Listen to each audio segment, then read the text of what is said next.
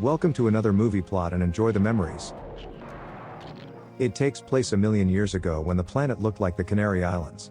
A seemingly crazed lunatic in a loincloth leaps out of some bushes and leads a juicy piece of bacon right into his trap. The rest of the rock tribe's hunters come out from behind their namesake to celebrate with their leader Akhoba having coordinated the hunt. He initially lets his eldest son Sakana make the kill, but his younger son has a tantrum, so dad's like, fine, you do it then. Tumak leaps in the hole without a rock and I think strangles this pig to death before the rest of the group packages the pork for processing. Akhoba rips out one of the tusks and gives it to Tumak as a trophy, but as they depart an old caveman falls into the hole. He begs for help, but everyone just leaves him for the buzzards and probably return later to collect his bones for a nice lampshade or something. We arrive back at the tribe's volcano cave during a heavy rainstorm where Nupondi waits with the womenfolk for the hunters to bring home the bacon. Tumak's prehistoric girlfriend doesn't seem too impressed by his tusk, so he drags her into the cave where it looks much bigger under a light. Everyone waits around for dinner to roast and one anxious elder takes a rock to the forehead because he's old and should wait his turn. Since Akhoba is the strongest, he gets to eat first but waits until his first lady and resident test bunny Tohana says it's ready. He rips off the biggest leg for himself before his sons do the same, then everyone else scrambles for whatever they can in a frantic food frenzy. They all run off into various corners of the cave with their pork chops while the weak and elderly eat the scraps off the carcass. Dad's still hungry and takes his son's meal, so Tumak decides today's the day he's going to challenge his father for leadership. The boy gets his butt beat right off the edge of a cliff and Akhoba exiles his son, who screams like this on his way down. The ugly brother wants none of that smoke, so he backs down before dragging away the new bachelorette Nupondi for the communal cave sex. In the morning, Tumak wakes up somewhere down the mountain and wanders the primordial surface alone in search of food. He comes across a giant superimposed iguanodon that chases him up a hill and fires a strangely thin tongue at the nomadic hunter's leg. Tumak smashes it with a rock and escapes into a cave which turns out to be an underground paradise containing a fruit tree and freshwater lagoon. Unfortunately, it's inhabited by some proto-sapien hairy Bigfoot people, so Tumak escapes out the natural atrium and looks for people with less hair. He traverses the craggy cliffs until coming across a giant tarantula, but just runs away to find a Harryhausen creation instead. It's a large brontosaurus, but Tumak just runs away from this stop-motion creature as well, and it's not until later he actually battles one. For now, he pushes through the scorching desert until finally reaching the coast and collapsing at the sight of beautiful blonde women frolicking in the shallows. The Shell tribe, or Bombshell in this case, are out spearfishing when Loana is made aware of the brunette stranger on their shores.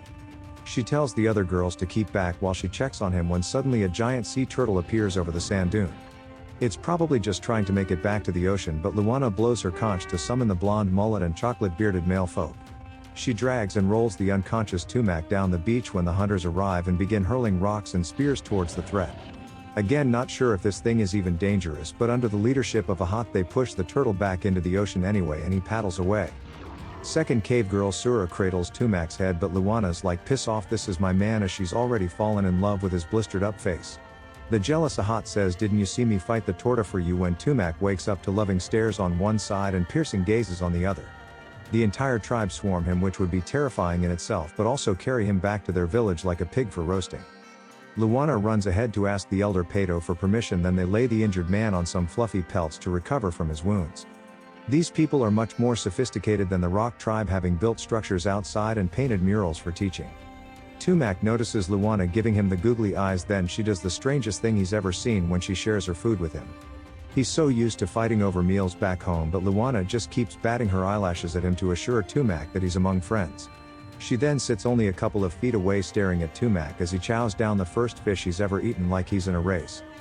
Meanwhile, the rock tribe are hunting mountain goat when Akhoba strips off all his fur to loincloth himself up a cliff. The rest of the hunters just walk around and Sakana comes across his father hanging by his fingertips and begging for help like Mufasa. This cowardly caveman knocks him off because he couldn't beat him in fair combat and now wears the mink coat of leadership. He offers a challenge to anyone else, but his peers are 6 old men and a child, so they return to the cave and hold a ritual. Not sure what's even happening, but some old lady rubs bones on Sakana while 2 witch doctors called Buffalo and Bear cause Nupondi to get jiggy with it. She dances around in front of the tribe in what I'm going to assume is a prehistoric exorcism, but it ends when Akhoba enters. He's half blind, however, and spends the rest of the movie with Tohana recovering in a corner of the cave. Meanwhile, Tumak recovers and learns from Ahot how to throw a spear while Loana comes over to check out his pole. She then gives him the tour of the Shell tribe's crops and shows him how to spear fish in a small pond instead of bashing boar with a rock. Loana demonstrates how easy it can be while Tumak tries and makes a fool of himself but discovers laughter in the soggy process. Suddenly a stop-motion Allosaurus attacks the village and rips up one poor caveman while everyone else falls back to the shelter. The creature then turns on the small girl stuck up a tree, so the outsider takes a hot spear and begins furiously poking at its stomach. Loana gets the girl out of there, whose parents are nowhere to be seen, while the blonde hunters try to help, but the dino brings down Ahot on their head. It eats another human like a sea salt flavored kettle chip when Tumak picks up a sharp wooden beam and impales the charging dinosaur. With a few more jabs of the spear to the throat, the pinnacle of on-screen dinosaur until Jurassic Park came along dies. Tumak becomes the hero of the Shell tribe but challenges Ahot for the spear, so Loana's big brown eyes need to sort it out. They hypnotize Tumak into handing over the weapon, but when he tries to hide it in the cave later, Ahot catches him and it's on like Donkey Kong. The two fight in a surprising display by Blondie because he holds his own against the Rock tribe's finest and barely misses some crockery to the face. He also splashes boiling water into his face, but when Tumak grabs the spear, the deceptively strong Pato restrains him. This sociopath gets exiled from a second community in 2 weeks, but this time his prehistoric girlfriend goes with him. Ahot gives him the spear for protection, which would have been better had he just not fought him for it in the first place, and the pair wander off into the desert.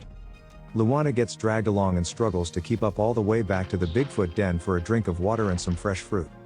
Half a dozen of the ape-like proto-humans return, so the two scale the tree and hide while watching the hijinks unfold beneath them. One Bigfoot strangles another to death and turns his head into an effigy, which works immediately as our tree dwellers climb straight the hell out. Not sure why they didn't just do that sooner, and before too long the pair get caught between a Triceratops and, according to the wiki, a Ceratosaurus. There's also the hard place that they hide inside but are separated when Loana climbs through a passage that collapses behind her. She's then captured by a band called Sakana and the Rock tribe, while Tumak is forced to wait until the dinosaurs resolve their issues. We come to a lethal conclusion when the Triceratops drives its horns into the Ceratosaurus and the winner wanders off because it's a herbivore. Tumak then comes running to save Loana and beats up 3 of his fellow brunettes using the spear like a club despite the training. He then challenges his brother, but with his new technology Tumak easily defeats Sakana and impales him in the side. Loana prevents Tumak from finishing him off because of her naive shell heart, and they all go back to the volcano cave with a new leader. The Rock tribe are just as surprised to see a blonde woman on his arm, and Tumak thinks about killing his father, but at this point it would just be mercy. Nupondi still has the boar's tusk and wants to give it to him, but Loana also does, so the two girls fight for the right.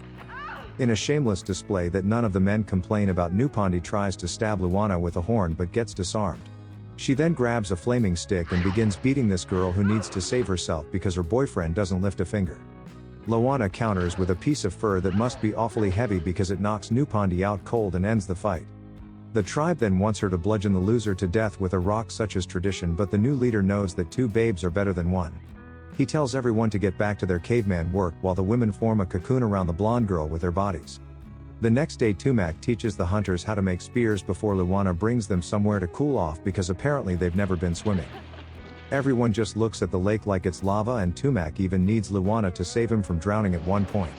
She gets out in her soaking wet bikini for all the fellas at home when suddenly a giant pteranodon shows up with a taste for blondes. It scoops up Loana and carries her all the way to its nest near the Shell tribe, so Tumak and his most expendable caveman run in that direction. This guy twists his ankle, so is left behind, and the pteranodon begins fighting with a rival bird, so drops Loana into the ocean.